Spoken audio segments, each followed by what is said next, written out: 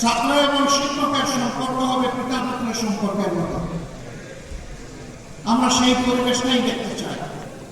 অতীত দিনগুলোতে অনেক বেদনাদায়ক দৃশ্য আমরা দেখেছি। এই কাজ যারা করেছেন তারা নিন্দিত হয়েছে।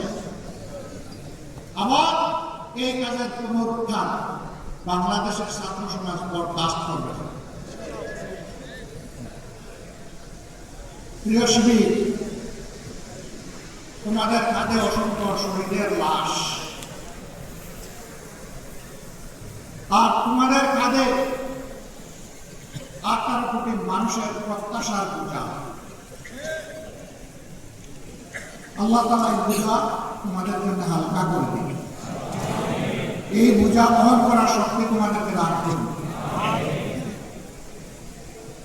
তোমাদের এই বিজয় শিক্ষা প্রতিষ্ঠানগুলোতে ইঙ্গিত দিচ্ছে আগামী দিনে ইনসাফের বিজয় হবে বাংলাদেশে ইনশাআল্লাহ। ছাত্র সমাজ তোমাদেরকে ভোট দিয়েছে, তোমাদেরকে ইনসাফের প্রতীক হিসাবে তারা দেখতে চায়। ইনসাফের কি বলছিল? অন্য কোনো কারণ নেই। আজ বাংলাদেশে ইনসাফের বড় অভাব, আর সেই ইনসাফের ভিত্তি হচ্ছে আল্লাহর প্রতীক হিসেবে দেখতে চাই। নবী মুহাম্মদ রাসূলুল্লাহ সাল্লাল্লাহু আলাইহি ওয়াসাল্লামের সুন্নাহ, কোরআন সুন্নাহকে বাদ দিয়ে দুনিয়ায় কোথাও ইনসাফ কোনো কালে কায়েম হয়নি, হওয়ার কোনো সম্ভাবনা নেই। এই ব্যাপারে আমরা খুবই ডেসপারেট। আল্লাহ তাআলার দেওয়া বিধান অনুযায়ী মানুষের জীবনে শৃঙ্খলা সমৃদ্ধি আমরা ফিরিয়ে আনতে প্রতিশ্রুতি করি। আমরা একটি দুর্নীতিমুক্ত, বৈষম্যমুক্ত, ইনসাফ ভিত্তিক মানবিক বাংলাদেশ করতে চাই।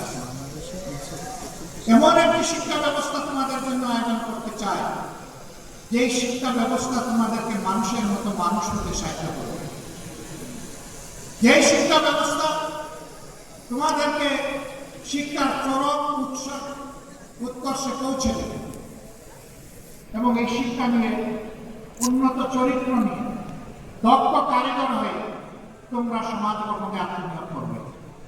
আর একজন যুবক যুবতীও বেকার থাকবে না। অনেকে সংখ্যা করে বলছেন আমরা এত কোটি এত লক্ষ যুবকের কর্মসংস্থান দিব, বাকিদের দিব, বলছেন বাকিদেরকে ভাতা দেবেন।